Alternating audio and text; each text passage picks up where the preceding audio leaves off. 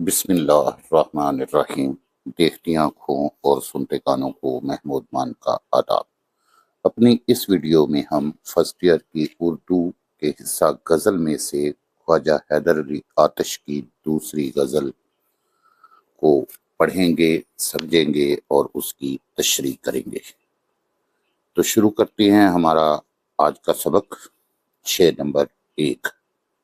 ये आरज़ू थी तुझे गुल के रूबरू करते, ये आरज़ू थी तुझे गुल के रूबरू करते, हम और बुलबुले बेताब, हम और बुलबुले बेताब गुफ्तगू करते।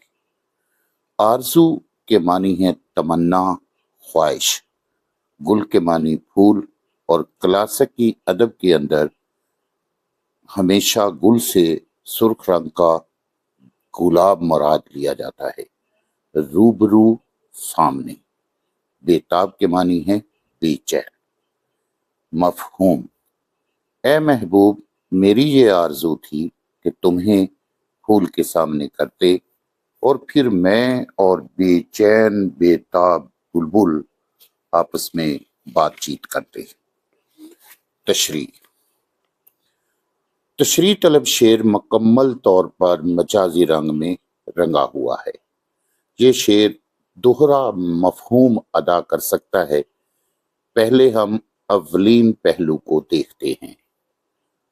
हमारी क्लासिकी शायरी में आशिक मजलूम, मजबूर होकर सामने आया है, जबकि महबूब जालिम, जाबर और काहिर बनकर सामने आया है। अजीज तुलबा, आशिक दिलो जान से अपने महबूब को चाहता है, लेकिन महबूब है कि आशिक सादिक के जज्बात को मजरूह करता रहता है। आशिक हिजरो फराक की आतिश की नजर होता रहता है, लेकिन महबूब को बिल्कुल भी एहसास नहीं होता।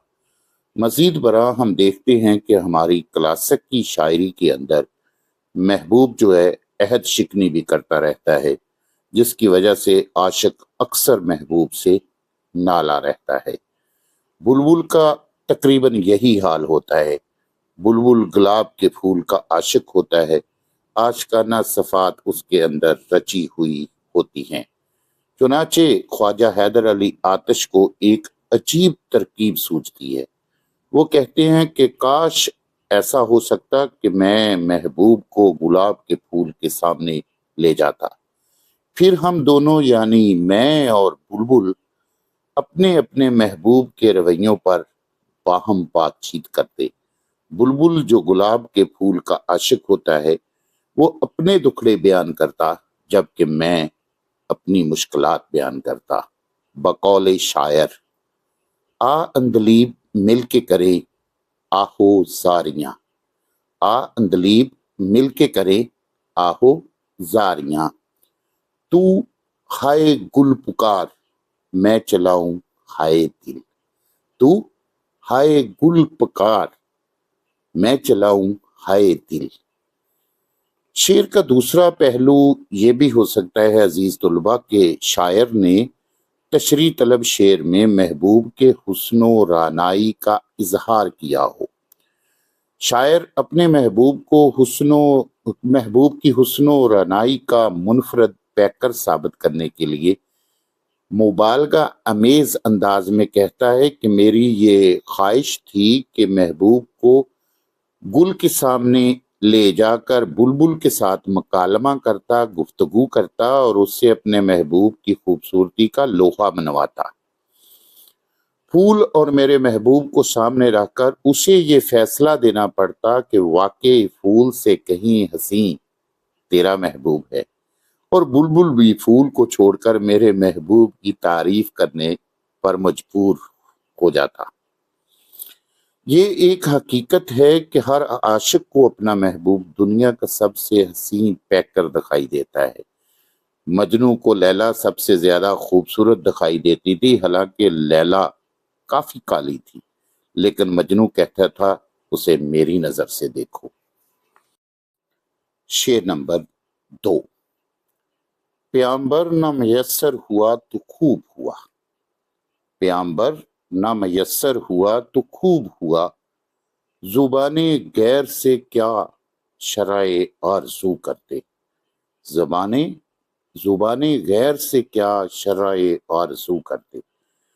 پیغمبر پیغام لے کر جانے والا مراد قاصد، زبان غیر کسی دوسرے کی زبان سے، میسر ہونا دستیاب ہونا ملنا، شرح تفصیل اور وضاحت اپنا دکھڑا رونا، خوب ہوا اچھا ہوا۔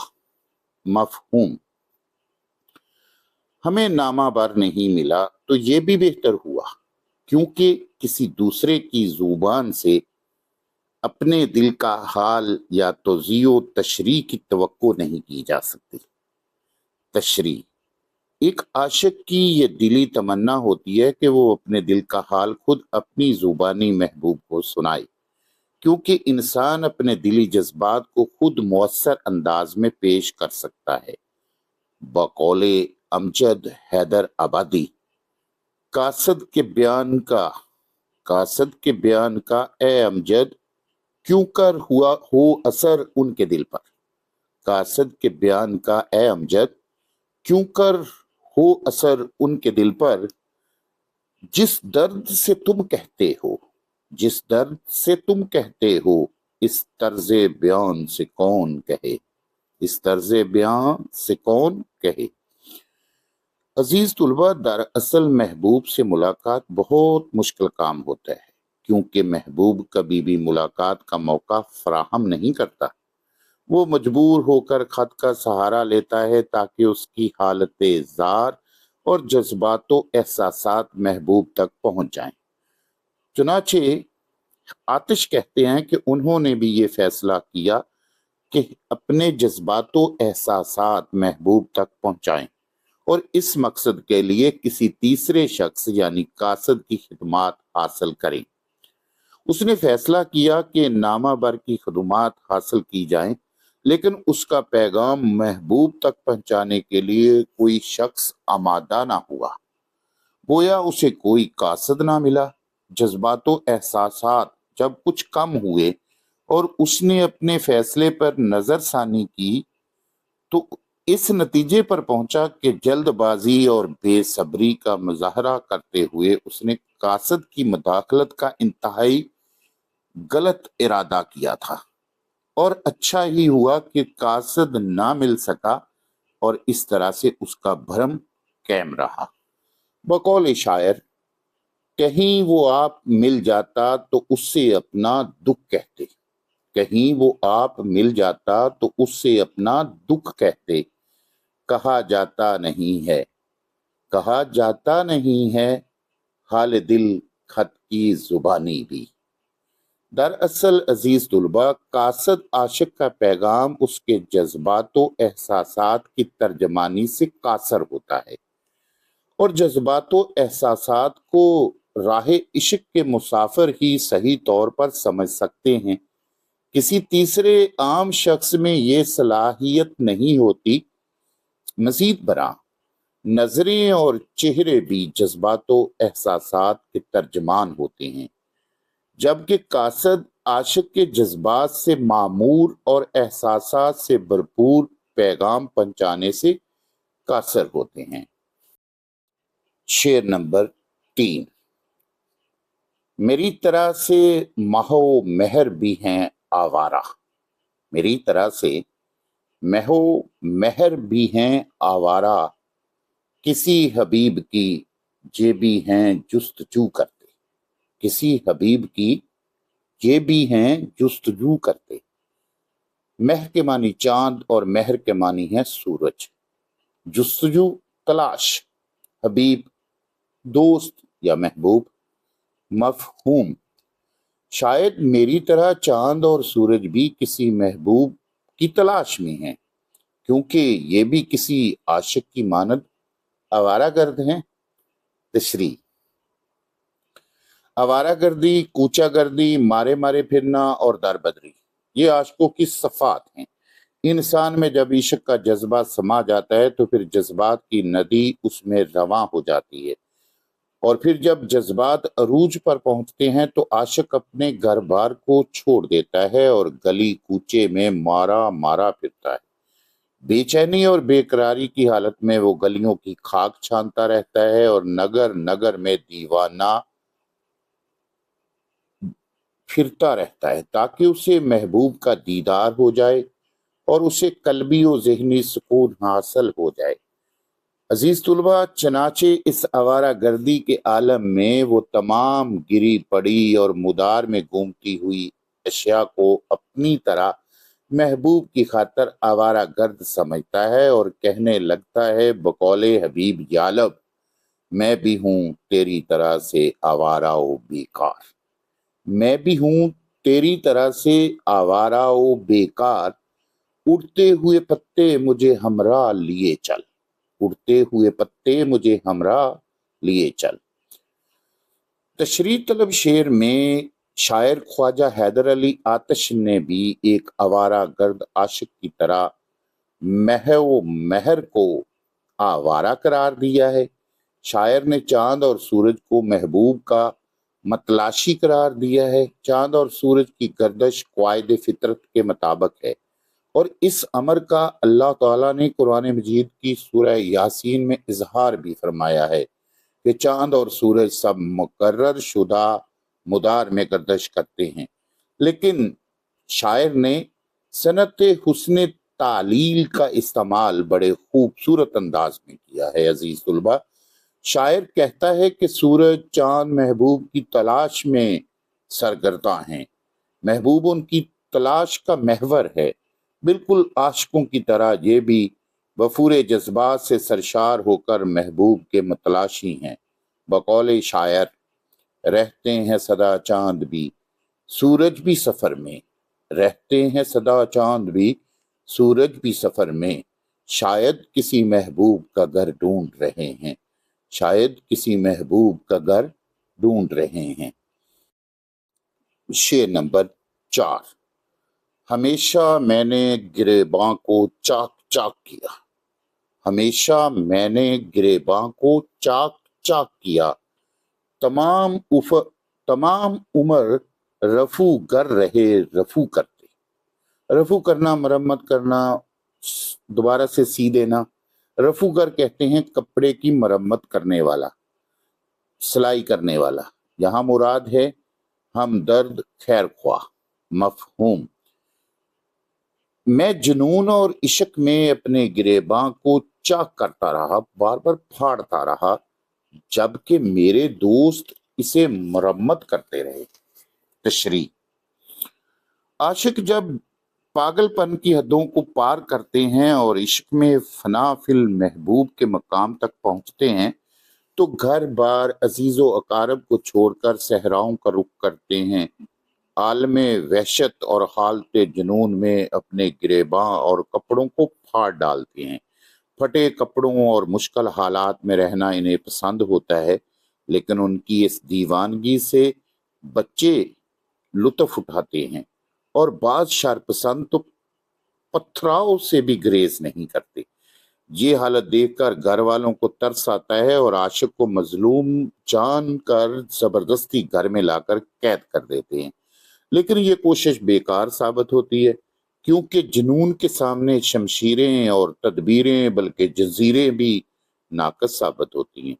بقول میر تقی میر، جنوں میں اب کے کام آئی نہ کچھ تدبیر بھی آخر، جنوں میں اب کے کام آئی نہ کچھ تدبیر بھی آخر، گئی کل ٹوٹ میرے پاؤں کی جنزیر بھی آخر، گئی کل ٹوٹ میرے پاؤں کی جنزیر بھی آخر۔ چنانچہ عاشق پھر جنگلوں اور صحراؤں کا رخ کرتا ہے اور اپنا مرمت شدہ گریباں پھر چاک کر دیتا ہے۔ شاید اسی لیے عاشق کے مقدر میں آنے والے گریباں کو مرزا اسد اللہ خان غالب نے مظلوم قرار دیا ہے۔ کہتے ہیں کہ حیف اس چار گرا کپڑے کی قسمت غالب، حیف اس چار گرا کپڑے کی قسمت غالب، جس کی قسمت میں ہو عاشق کا گریباں ہونا، جس کی قسمت میں ہو عاشق کا گریباں ہونا۔ تشریح طلب شعر میں آتش نے اسی نقطے کے متعلق بیان کیا ہے۔ وہ کہتے ہیں کہ جب سکون قلب برباد ہوتا ہے تو میں اپنا گریباں جنون کے عالم میں پھاڑ ڈالتا ہوں۔ جنون کی کیفیت میں مجھے گریبان پھاڑنے سے بھی سکون محسوس ہوتا ہے، تاہم میرے دوست احباب یہ منظر دیکھ کر ترس کھاتے ہیں، میرے ہمدرد پھٹا ہوا گریباں دیکھ کر اسے مرمت کر دیتے ہیں، غم خوار دوست پھٹے ہوئے گریباں کو رفو کر دیتے ہیں، تاہم اس کا کچھ بھی فائدہ نہیں ہوتا، کیونکہ اگلے ہی لمحے جب جنون طاری ہوتا ہے تو رفو شدہ گریباں پھر ٹکڑوں میں بٹ جاتا ہے، میں دوبارہ سے اس کو پھاڑ دیتا ہوں۔ لیکن دوستوں نے بھی شاید مکمل طور پر ہمدردی کی قسم اٹھائی ہوئی تھی، میں گریباں کو پھاڑتا رہتا ہوں جبکہ وہ اسے مرمت کرتے رہتے ہیں۔ 5 جو اس غزل کا مقطع بھی ہے، نہ پوچھ عالم برگشتہ تالی آتش، نہ پوچھ عالم برگشتہ تالی آتش، برستی آگ جو باران کی آرزو کرتے۔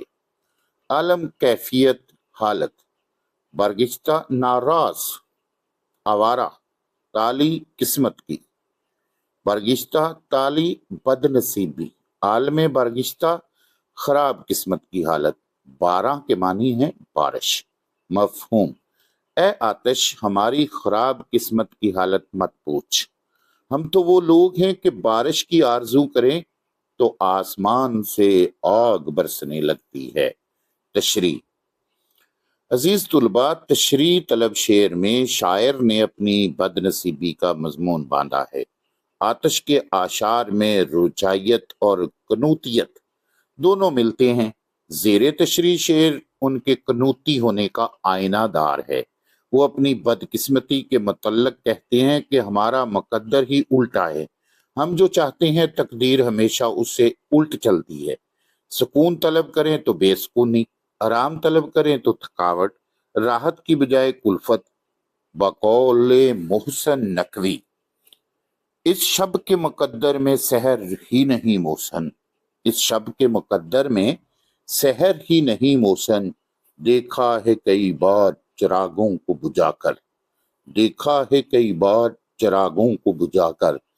آتش کہتے ہیں کہ اگر حالات سے تنگ آ کر وہ برسات کی تمنا کریں، بارش کے لیے دعا کریں، تو کچھ ہی دیر بعد انگاروں کی بارش شروع ہو جائے گی اور فلک ہم پر آگ برسانا شروع کر دے گا، گویا ناکامیوں نامرادی کا سامنا کرنا پڑے گا۔ بقول ساحر لدھیانوی، میں نے چاند اور ستاروں کی تمنا کی تھی، میں نے چاند اور ستاروں کی تمنا کی تھی، مجھ کو راتوں کی سیاہی کے سوا کچھ نہ ملا، مجھ کو راتوں کی سیاہی کے سوا کچھ نہ ملا۔ عزیز طلباء، اس طرح سے خواجہ حیدر علی آتش کی دوسری غزل کی تشریح مکمل ہوتی ہے۔ اجازت چاہتا ہوں، اللہ حامیون ناصر۔